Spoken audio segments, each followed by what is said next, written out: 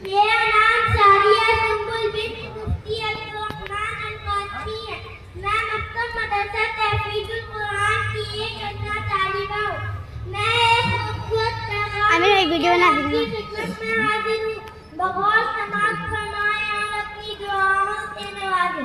پردہ ملدہ پر اشرار فتن ہے، پردہ ملدہ پر اشرار فتن ہے، کردار کی آنکھوں میں غیرت کی کرن ہے. پردہ کو فقط عزت نسوان سمجھیے، پردہ کو فقط عزت نسوان سمجھیے. یہ دشمن اسلام کے خوابوں کا کفن ہے.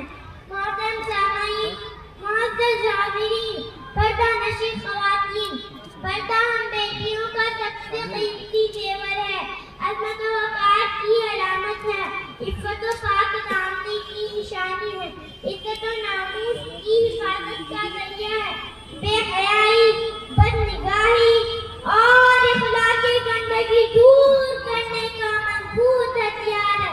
اس لیے پردہ ہر بہن بیٹی کے لیے علم سے زیادہ ضروری ہے.